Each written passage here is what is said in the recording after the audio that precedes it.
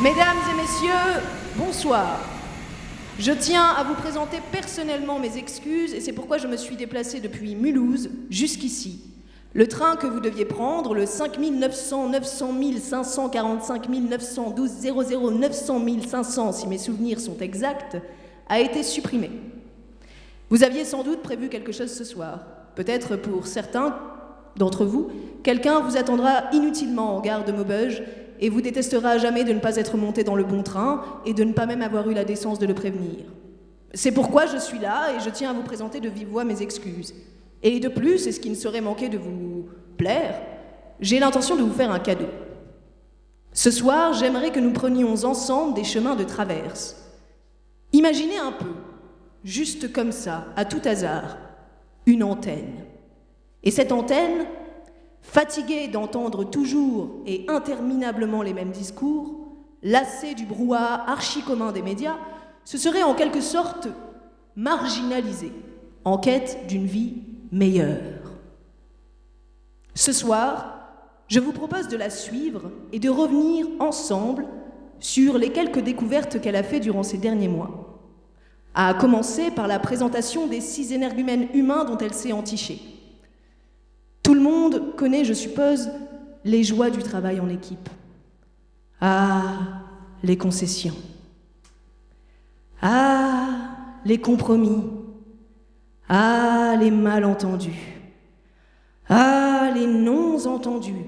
Bref, mais qui connaît les réunions sauvages?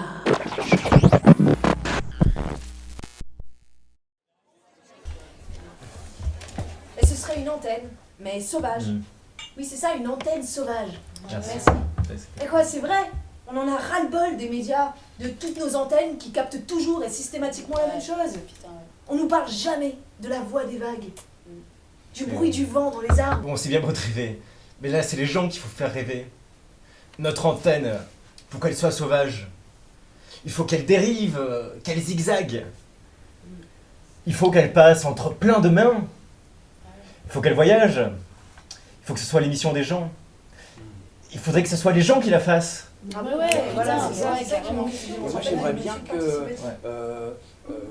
faire un film avec un mec, et le mec il a un pistolet, et il meurt.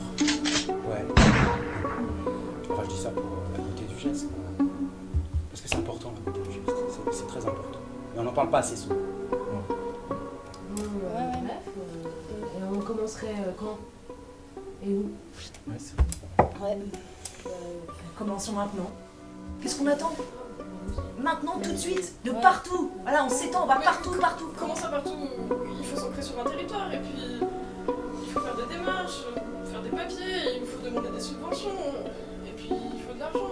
Pour faire un film, il faut de l'argent.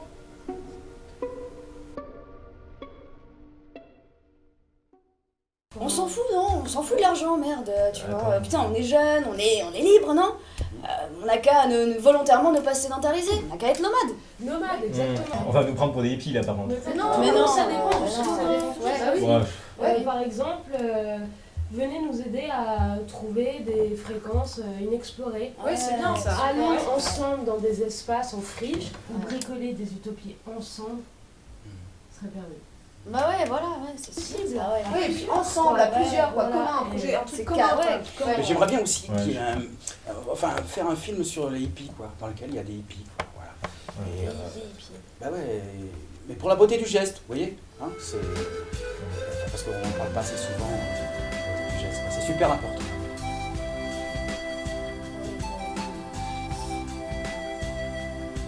Ouais. Bon, la prochaine réunion. Ouais, alors. Alors, c'est pas trop mon agenda.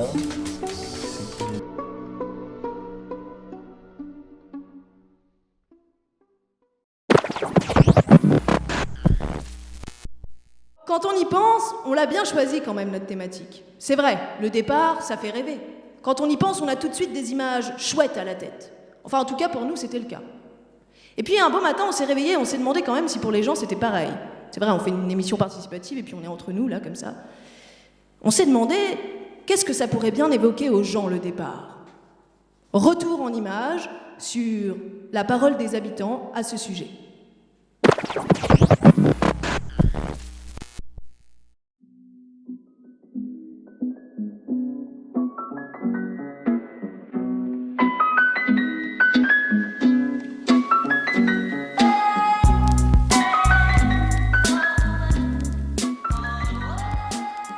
C'est une petite morte, le départ. C'est émotionnant comme c'est aussi nouveau, comme c'est difficile. Recommencer quelque chose en fait, faire recommencer une vie ou un nouveau départ quoi. Le renouveau, la nouvelle chance aussi. Moi ça me fait penser à peut-être un changement dans la vie, quelque chose de nouveau, être amené à voir autre chose, découvrir autre chose. Pour moi, un changement de vie. Ça me fait penser au départ en vacances, a priori. Départ en vacances, parce que j'ai bien envie de partir en vacances.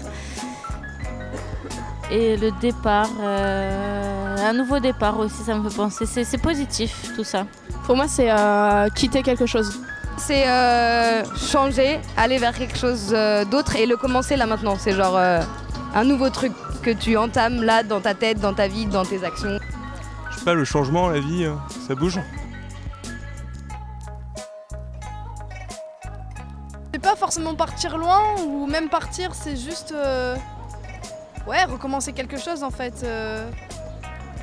Faire des trucs nouveaux qu'on n'a pas l'habitude de faire ou changer complètement de mode de vie en fait. Restructurer, repartir de zéro, donc se remettre en question, changer, faire des efforts sur quelque chose, s'ouvrir à d'autres horizons quoi. Ce serait une nouvelle destination, nouvel emploi et nouveau logement quoi, tout simplement. Essayer de partir, de voir autre chose. Moi je pense que ça peut apporter beaucoup de bon en fait. Parce que s'enfermer trop dans une routine, franchement ça rend malheureux à la longue.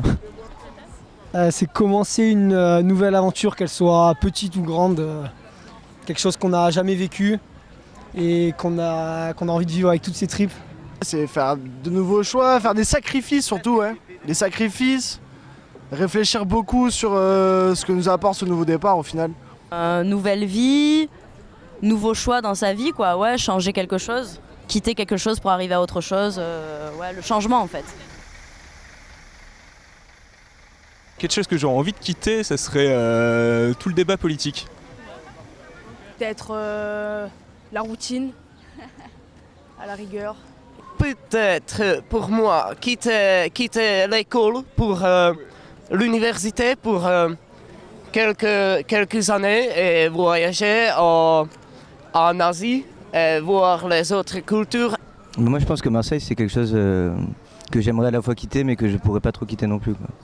Je pourrais pas quitter ma famille tout d'abord. Je sais pas, la liberté de vivre, le fait d'avoir des choses imposées. Je pense que la famille est très importante dans la vie et je ne voudrais les quitter jamais. Si je me quitte de moi-même, si je dis ok, aujourd'hui je vais faire la masque d'un autre, je pense que ça sera une trahison. Oui, je serais prête à changer de vie, mais pas tout de suite. Pour l'instant, j'apprivoise Marseille, donc je suis pas prête tout de suite à changer de vie. Je pourrais changer de coupe de cheveux à la limite, mais de vie pas tout de suite. Pour l'instant, ma vie à moi, elle me plaît, donc je vois pas pourquoi je changerais de vie pour l'instant. Ah bien sûr. Qu'est-ce qu'on va faire aujourd'hui? En soi je serais prêt mais peut-être pas... Je sais pas, j'ai l'impression d'être un peu bloqué ici à Marseille et tout ça, donc je sais pas, ici au Coju et tout. Ouais, changer de vie, oui, ouais. Ouais, je suis carrément pour, ouais, changer de pays, voir autre chose, voir d'autres cultures. Ma vie, elle est à Marseille, enfin, mes copains ils sont à Marseille, ce que je veux faire c'est à Marseille. Moi bousculer un peu ma vie, oui, mais totalement changer, moi je serais pas capable. Je suis un peu effrayé par le nouveau. Je pense que nous avons changé notre vie dans les dernières 5 semaines parce que c'est complètement différent pour nous ici. Nous ne comprenons rien ici. Si j'ai une opportunité là qui vient comme ça et que en fait elle me plaît trop, moi je pense que je suis prête à tout lâcher pour changer complètement de vie. Une nouvelle vie, c'est un grand mot quand même, ça implique beaucoup de choses, donc je pense pas. Après, pour une courte période, changer complètement d'air, ouais, je pense que je serais prêt. C'est pas ce qu'on entend par changer de vie, mais oui plutôt. Faut se faire des expériences. Je suis bien dans ma petite vie, dans ma zone de confort aussi. Mais j'avoue que ça fait quand même rêver de penser qu'on pourrait faire autre chose, qu'on pourrait être ailleurs. Ouais. Ça me fait penser à Emmenez-moi de Charles Aznavour. C'est donc du coup lui il part pour en disant que la misère serait moins pénible au soleil, donc il part pour un nouveau départ et il se dit que s'il part c'est pour le mieux quoi. Il part pour aller à un endroit mieux. Voilà. Voyage. C'est la même. C'est ainsi que les hommes vivent de Ferré, qui reprend Aragon. Justement, quand il dit tout est affaire de décor, changer de lit, changer de corps et tout ça. Quelque chose d'un peu d'universel pour les hommes et tout ça, où c'est leurs baisers qui les suivent et tout ça. Je penserais à une chanson des Ogres de Barbac, mais je me rappelle pas le titre, je crois que c'est Les Voyageurs. Qui te bat, Jacques Brel. Qui te bat. Ouais, bah oui. Mais parce qu'en fait, genre, quand toi tu pars, tu penses pas à ceux que tu laisses derrière.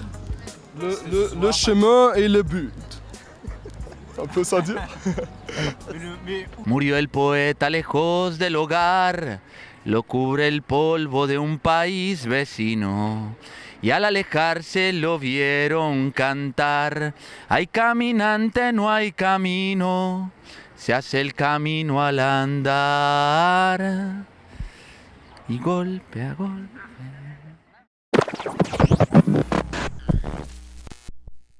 Au fond, on a tous gardé au fond de nous, bien enfouis, des rêves d'enfants. Certains y ont renoncé, d'autres se battent tous les jours pour essayer de les réaliser. D'autres encore se réveillent un matin et décident de changer de vie et de prendre un nouveau départ. Mesdames et messieurs, ce soir, je tiens à vous prouver que Viser la Lune n'est pas que le titre d'une chanson d'Amel Bent. La preuve en images.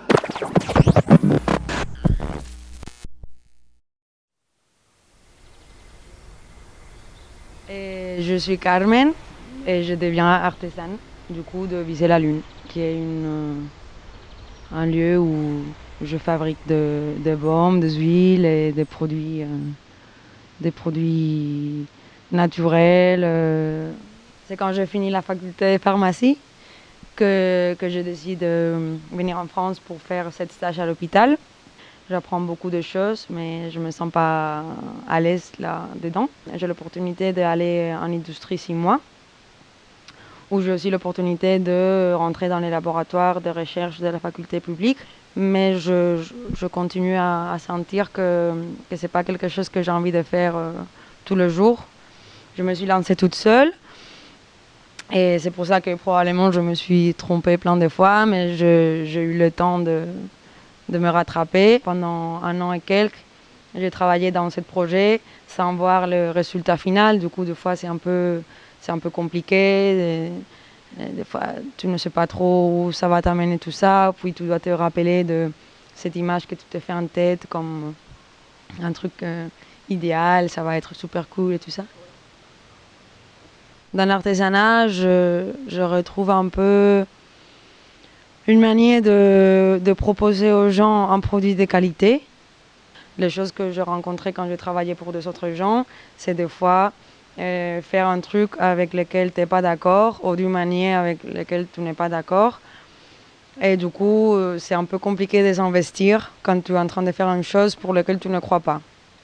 Du coup, voilà, un peu traspasser cette idée et arriver à faire un produit de qualité qui est en accord avec tes principes, du coup, du respect de l'environnement, du coup aussi de l'honnêteté vis-à-vis le client. Pour créer un produit de qualité, pour moi, ça c'est complètement incompatible avec l'industrie puisque les matières premières les plus précieuses ne peuvent pas rentrer dans cette chaîne de production. Toutes les matières premières avec lesquelles je travaille, ils vont être forcément des matières naturelles, donc des huiles végétales, des huiles essentielles. J'ai voulu mettre en avant toutes les connaissances que j'avais en botanique et en dermatologie et en formulation, etc. Et en faisant des formulations assez complexes, on va dire, mais qui restent naturelles. Et du coup, pour essayer de donner aux gens des options qui sont en dehors des supermarchés ou même la pharmacie. Souvent, on voit des prix qui sont un peu élevés et souvent, tu as l'impression que les gens te volent, mais en fait, c'est l'industrie qui te vole de l'argent et la santé aussi. Et sinon, aussi, du coup, contribuer à faire tourner un peu cette partie de l'économie plus locale et plus honnête et humaine. Dans les savons, du coup, et j'ai envie de fabriquer de différents savons sans huile essentielle, du coup, pas en cherchant ces trucs de ça sent bon, ça sent pas bon, mais vraiment un savon qui va vraiment protéger la peau et surtout ne pas l'irriter, car souvent les gens commencent à avoir des problèmes de peau parce que le produit qu'on utilise n'est pas bon.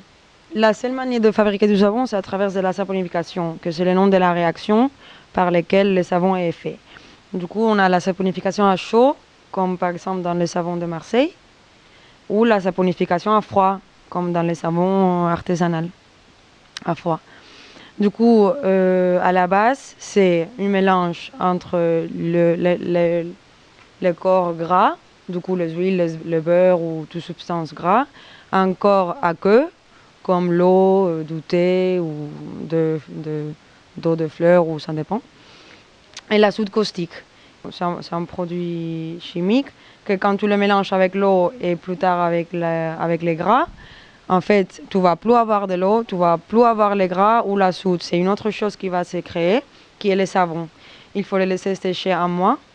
Et après 7 mois, tu as une savonnette qui est plus toxique. Et là, il a plus de soude, ni d'eau, ni de gras. Et du coup, tu as un vrai savon.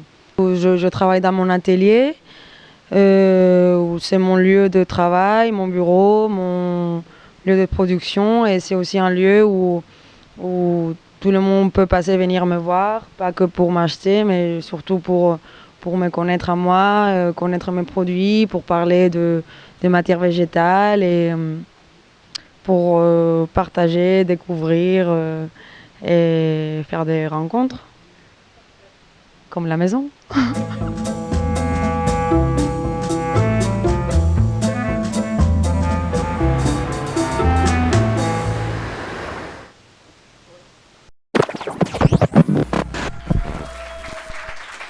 Et Carmen est ici ce soir. Elle va venir nous expliquer un peu comment elle a réussi à la viser, cette lune. Tiens, Carmen. Voilà.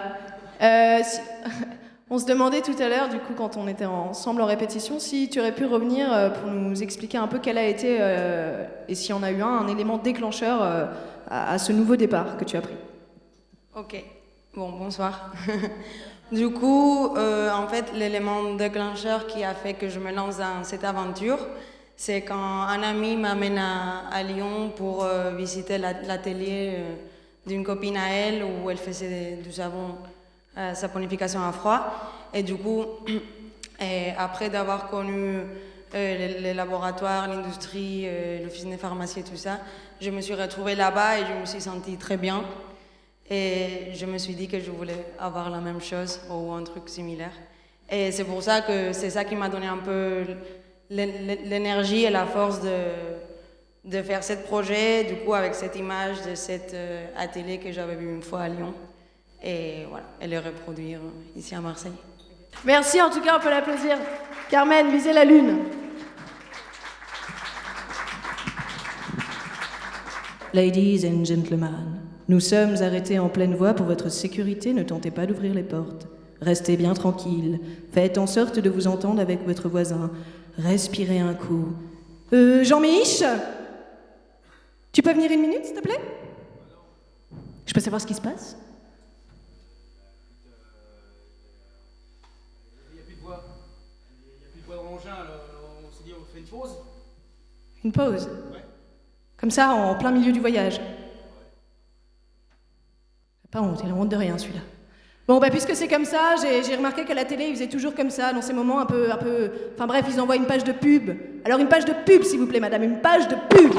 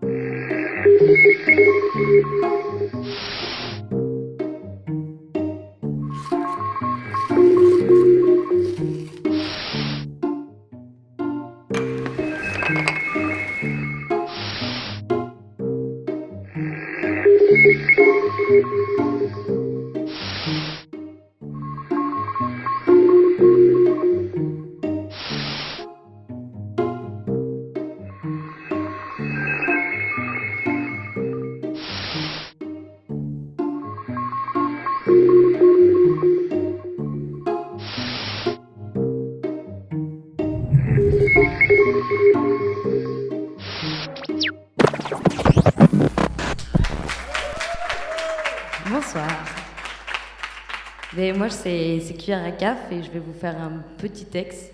Alors, c'est à propos du début de ton entrée, quand tu passes le portail de ton école, tu es en maternelle et tu découvres un nouveau monde. Et ce monde-là, moi, il m'a un peu pris la tête et je pense que je suis pas la seule. Alors, du coup, j'ai une petite beuglante à pousser à propos de ce que j'ai vécu là-bas.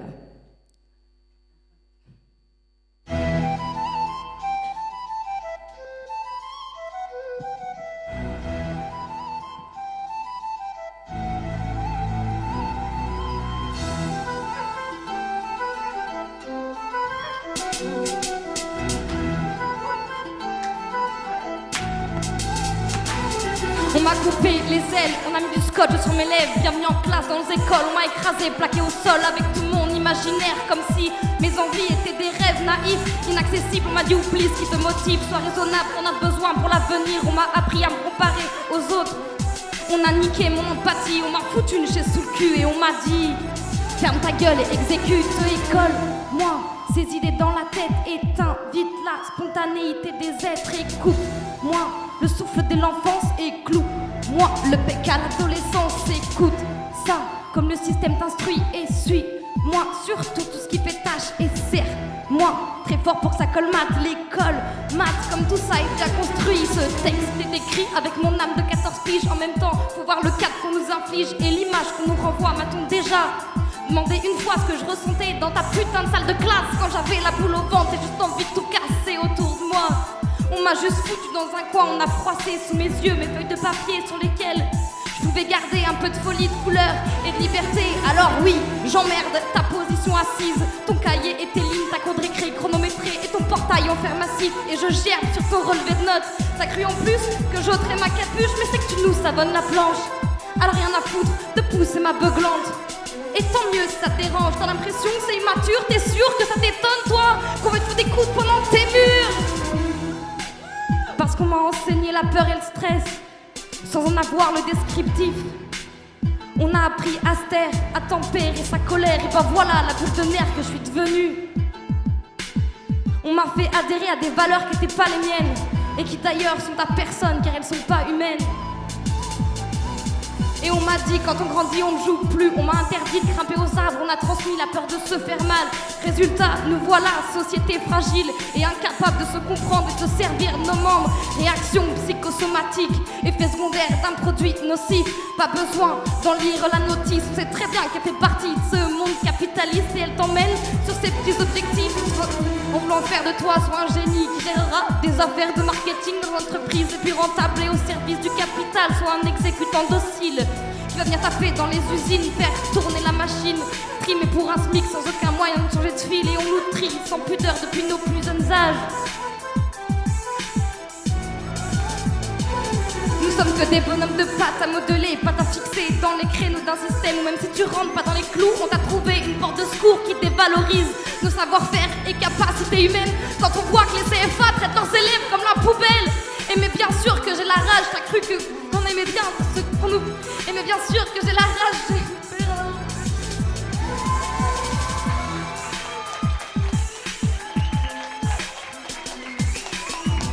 L'école aboie sur l'enfance.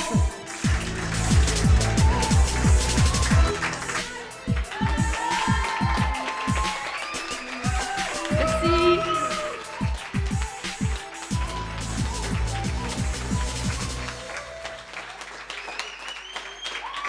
C'était Brunel, Cuillère à CAF. Où est-ce qu'on peut est-ce qu'on peut trouver quelque part sur internet? Non, c'est inédit. Bah revenez à la prochaine, elle y sera là. Merci. Bon, vous imaginez un peu, n'empêche, si on était dans un vrai train. Donc imaginons que le conducteur aurait un contrat AV, pardon. Et donc on partirait ensemble pour un long voyage. Et arrivé à la moitié de ce voyage, le conducteur verrait son contrat gelé. Donc ne pouvant plus exercer son métier, du même coup, les voyageurs ne pourraient plus voyager. Jusqu'ici, c'est imparable. Je crois qu'à ce moment-là, embarqués dans la même barque, pour ne pas dire tous dans la même merde, on se regarderait dans les yeux en se disant que quand même, c'est un peu con. C'est vrai, on aurait pu attendre la fin du voyage avant de geler son contrat.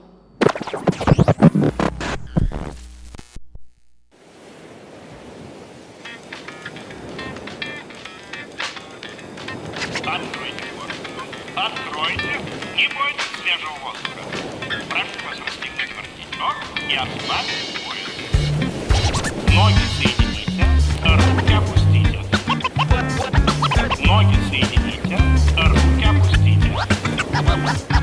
Ноги соедините, руки опустите. Прошу вас приготовиться. Начали.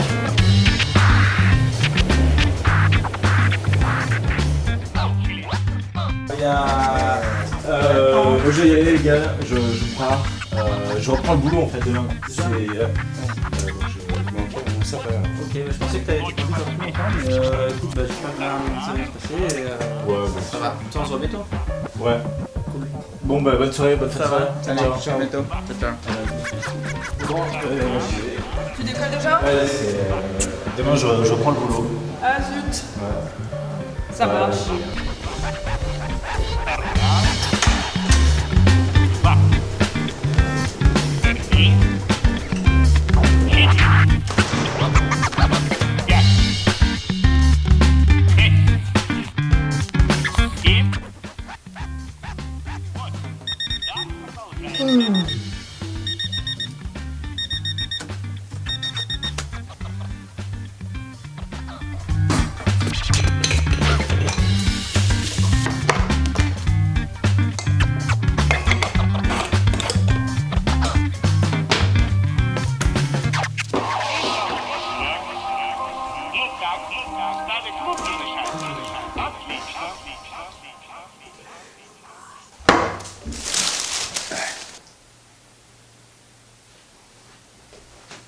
Bonjour monsieur Martin.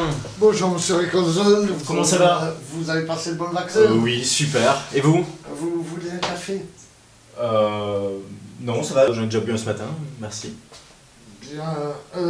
Monsieur Riconzon, asseyez-vous 2 minutes. Oui.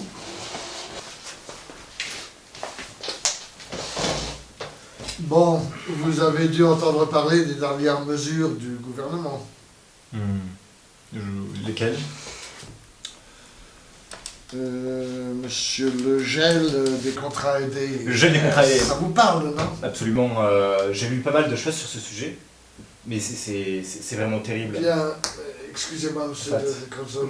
Comment elles vont faire, en fait? Monsieur Riconzon. Toutes ces associations, comment elles vont faire? Je ne vais pas vous faire de dessin. Ça vous concerne aussi.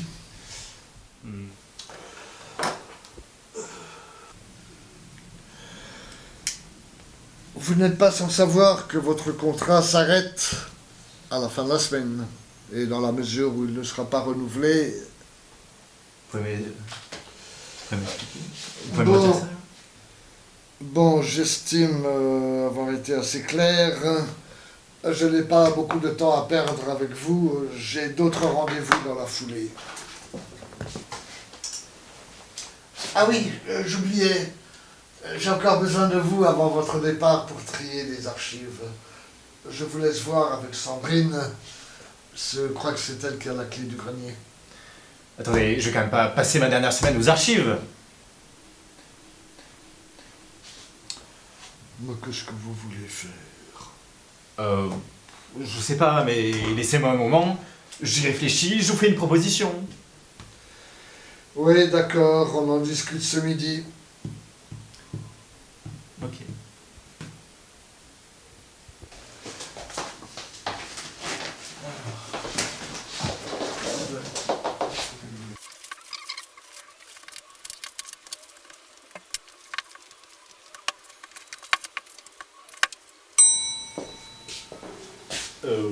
Eh bien, vous m'avez fait un beau bordel, vous. Oui. Oui. Vous êtes encore là? Oui. Ça y est, voilà, j'ai trouvé. Il faut que je vous dise quelque chose. J'ai une idée de film. Je vais faire un film, je vais réaliser un film sur le gel des contrats aidés. Si, vous allez voir. Alors, je vous explique. D'abord, je vais aller voir des intervenants qui ont des contrats aidés dans des structures associatives, bien sûr, mais pas que. Ensuite, je vais aller voir aussi les directeurs de structure. Donc en fait, je leur demandais, par exemple, mais comment on va faire. Je me suis rapproché en arrivant à Marseille il y a un peu plus de 2 ans d'une structure qui s'appelle Radio Grenouille, pour laquelle j'ai créé et monté, et j'anime et je réalise une émission hebdomadaire de rap. Voilà, en tant que résident, c'est un joli mot pour dire bénévole. Mais à côté de ça, en fait, en mars dernier, il me semble, il y avait eu une ouverture de poste annoncée à Radio Grenouille en CUICAE, pour laquelle j'ai postulé, je pense qu'on a été pas mal. Et j'ai reçu un coup de fil me disant oui, tu nous intéresses, donc trop la fête. Mais vraiment, genre, trop bien. Enfin, je pense qu'il n'y a pas une structure à Marseille pour laquelle j'aurais préféré bosser. Ouais, la Fraternité de la Belle de Mai, c'est une maison de quartier qui œuvre sur Marseille depuis 130 ans. Oui, alors on a beaucoup travaillé sur les questions de réinsertion au niveau professionnel et puis maintenant sur les questions d'insertion plutôt sociale. Et depuis longtemps, vu qu'on a peu de subventions, on a fait appel surtout à des contrats aidés. Le Bar à Vrac, c'est une épicerie, café, resto qui vend des produits bio, locaux pour la plupart, sans emballage. Je fais un peu de tout, la cuisine, du service, je m'occupe de la boutique. Donc il a fallu que je me rende éligible au contrat aidé, donc je me suis un peu volontairement précarisé en arrêtant de bosser pendant 3 mois, faire ma demande de RSA, etc. Et le temps que la demande arrive, ils m'ont dit non, pour l'instant on ne peut pas encore ouvrir de contrat aidé puisque les budgets sont gelés en fait à Pôle emploi. Ils ne savaient pas, les contrats aidés ont été suspendus pendant entre les 2 législations, effectivement, il y avait ce truc-là. Donc nous, à ce moment-là, on ne savait pas si j'allais pouvoir continuer à travailler ici. Et Macron est arrivé, et Muriel Pénicaud aussi. Et puis ils ont dit ouais, mais vous savez, c'est pas ouf tout ça, alors on va peut-être pas en ouvrir plus, ou alors si on va en ouvrir plus, mais que pour la fonction publique. Et donc ils m'ont dit bon, on va penser la rentrée prochaine, donc septembre, sans toi. Effectivement, avec la question du non-renouvellement des contrats aidés, ça remet en cause pas mal des actions qui ont été portées ces dernières années, que ce soit au niveau du centre de loisirs pour les enfants, que ce soit au niveau des activités d'apprentissage du français, puis même plus largement sur l'ensemble des activités, puisque sur les 5 postes salariés de la fraternité, il y en a 4 qui sont menacés à très court terme. Le poste de tout ce qui est ménage, entretien, le poste de cuisinier, le poste de formateur et le poste de directrice du centre de loisirs. Mais c'est vrai que ça remet en cause pas mal de choses, notamment par exemple sur la question de l'accueil des enfants au centre de loisirs, ou sur le quartier de la Belle de Mai, il y a quand même peu de structures qui le font, pour des parents qui travaillent, qui n'ont pas de solution de garde, en dehors de l'école, mais l'école ne propose pas d'activité les mercredis, ne propose pas d'activité pendant les vacances, et donc les parents se retrouvent démunis. Certains me disaient aujourd'hui qu'ils allaient devoir refuser les offres d'emploi qui leur étaient proposées, parce qu'ils n'ont pas de possibilité de solution de garde pour leur enfant, quoi. Ce qui est sûr, c'est qu'on ne pourra plus proposer de repas équilibrés pour des enfants dont on sait qu'a priori, le matin, ils n'ont pas mangé grand-chose et c'est pas sûr que le soir, ils remangent plus, quoi. Et puis, voilà, ce que je voudrais dire à la fin, c'est que quand on coupe les subventions de manière brutale, les choses s'arrêtent de manière brutale.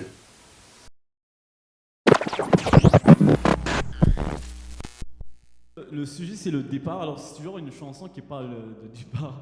Du coup, c'est une... Parce qu'à l'époque, il y a beaucoup d'hommes qui ont quitté le pays, ils ont laissé leurs femmes. Du coup, c'est une femme qui parle à un oiseau et dit... Attendez, je vais essayer de... Elle dit,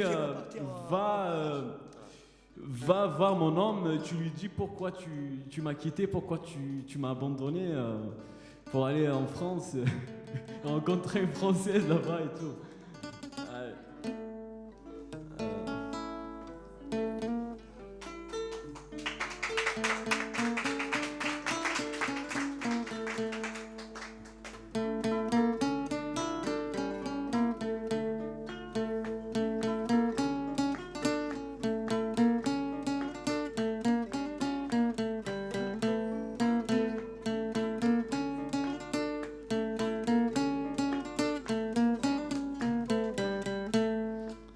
أكي يخضع الدار رايو السينا ديريو ويغسقن الخلفاء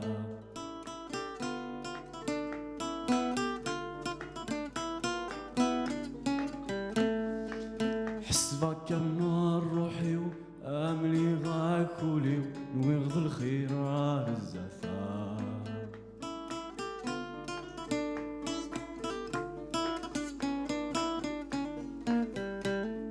سيغني الدثيا ذونيه يا حضاري الموثي يغزايا زكاس الحناثا يا زرزور تبعث غالب ضوري ناسي وشو يغولا يا زرزور تبعث غالب ضوري ناسي وشو يغولا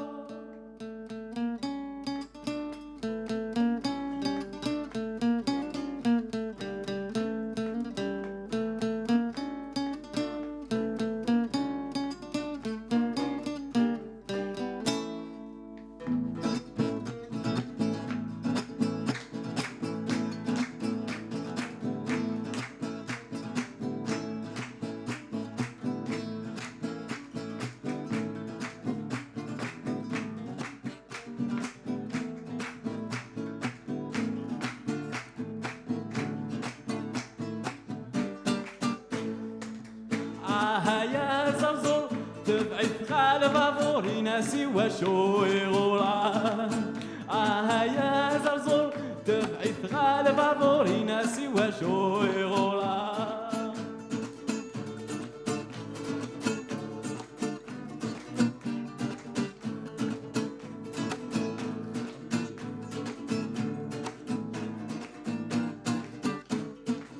الزهر يستامنا أتيا والي الخلاق ذي ضلق ذي النافري ونساء الزهر يستامنا أتيا والي الخلاق ذي قلعة ذي النافري ونساء أفضي وندش متى يفكى له سيلا دوني ثيسا أفضي وندش متى يفكى يا سيلا يتنوع ذي دوني ثيسا تفضي ومضي الصفة يالنا المعرفة مسكيني غرفة الزهر يسار يا زرزور تبعث غالب ضوري ناسي وشو يغولا يا زرزور تبعث غالب ضوري ناسي وشو يغولا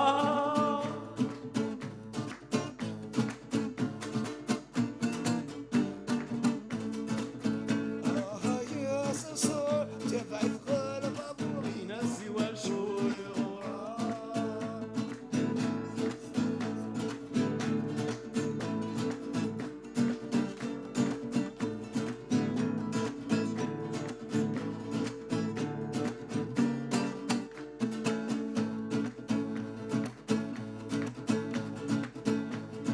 Quel oiseau s'ouvre ton bateau pour lui dire rappelle tes mots. Quel oiseau, quelle la vie pour contenir le poids des mots. يا زرزور تبعث غالب ضوري ناسي وشو يغولا يا زرزور تبعث غالب ضوري ناسي وشو يغولا. Merci.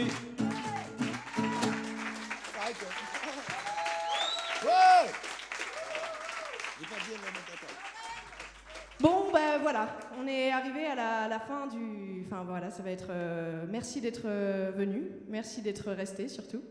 Et ben oui, on est arrivé à destination, mais c'est que le début du voyage, j'espère.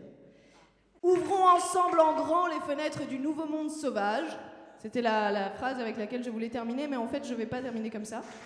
On a décidé en réunion, d'ailleurs, comme vous avez pu voir, ça se passe en réunion, d'ailleurs, c'est pas facile tous les jours, mais on a fini par convenir ensemble que je mettrais ces petits bouts dans mon chapeau, et en fait... on va arrêter de parler avec le micro, là.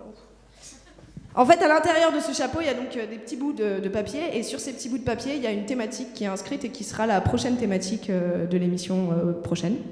Et je vais demander au père de Lucas de tirer Frédéric. Et non, certainement pas. L'imprévu. L'imprévu, ce sera, merci beaucoup, ce sera la, yes, c'était la mienne, ce sera la prochaine thématique. Merci beaucoup, bonne soirée.